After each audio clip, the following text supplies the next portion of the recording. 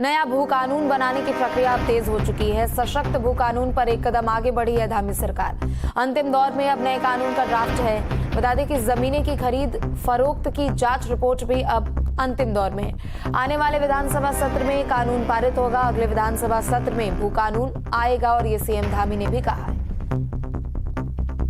तो बड़ी खबर आपको बता दें, जमीनों की खरीद फरोख्त की जांच रिपोर्ट भी अब अपने अंतिम दौर में है। आने वाले विधान सत्र में नया भू कानून पारित होगा। चूंकि धामी सरकार नए भू कानून को लेकर लगातार कदम दर कदम यहां पर आगे बढ़ती हुई नजर आ रही है। प्रदेश में नया भू कानून बनाने की जो प्रक्रिया है वो तेज हो चुकी है। सशक्त भू कानून पर एक कदम आगे धामी सरकार बढ़ी है। चूंकि वहां के स्थानीय लोगों की ओर से बार बार अपनी आवाज को बुलंद किया जा रहा था, विरोध प्रदर्शन के सुर को भी तेज किया जा रहा है कि स्थानीय लोगों के लिए जो भू कानून है उसे और भी ज्यादा ठोस किया जाए और जो बाहरी लोग उत्तराखंड में जमीन की खरीद फरोख्त करते हैं उसमें कुछ पाबंदियां भी लागू हो। तो जमीनों की खरीद फरोख्त की भी जांच रिपोर्ट में यहाँ पर जो ड्राफ्ट तैयार की गई है वो भी अपने अंतिम दौर में है और उम्मीद यही है कि जो उत्तराखंड का अगला विधानसभा सत्र होगा उसमें इस रिपोर्ट को लाया जाएगा, ड्राफ्ट को लाया जाएगा और कानून को पारित किया जाएगा। तो कानून का ड्राफ्ट अब अपने अंतिम दौर में है। ज्यादा जानकारी के लिए संवाददाता धनराज गर्ग हमारे साथ जुड़े हुए हैं। धनराज, धामी सरकार कदम दर कदम नए प्रदेश में भू कानून को लेकर यहाँ पर आगे बढ़ रही है और नतीजन जो ड्राफ्ट तैयार किया गया है वो भी अपने अंतिम चरण में है। जी बिल्कुल, देखिए भू कानून को लेकर कहीं ना कहीं मुख्यमंत्री पुष्कर सिंह धामी लगातार सख्त होते हुए नजर आ रहे हैं, क्योंकि एक कदम मुख्यमंत्री पुष्कर सिंह धामी की तरफ से बढ़ाया गया है। आपने देखा होगा कि अभी हाल ही में उत्तराखंड के अंदर सशक्त भू कानून लाने के लिए ड्राफ्ट तैयार करने की समिति गठित की गई थी और वो ड्राफ्ट भी तैयार हो चुका है। यानी कि माना जा रहा है कि अगला जो विधानसभा सत्र होगा उसमें सशक्त भू कानून कहीं न कहीं उत्तराखंड के अंदर लागू हो जाएगा, क्योंकि जमीनों की खरीद फरोख्त को लेकर जो जांच रिपोर्ट है वो भी तैयार हो चुकी है और वो भी मुख्यमंत्री पुष्कर सिंह धामी को सौंप दी जाएगी।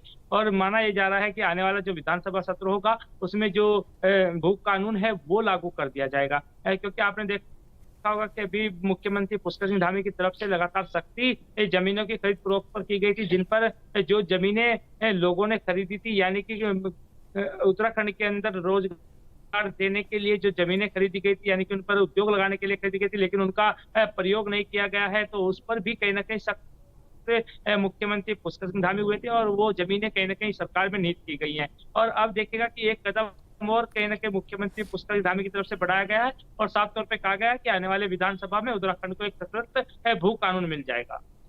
बिल्कुल, चूंकि देखिए और हमने पिछले दिनों की तस्वीरें भी देखी थी जहां पर स्थानीय लोगों की ओर से बार बार विरोध प्रदर्शन किया जा रहा था।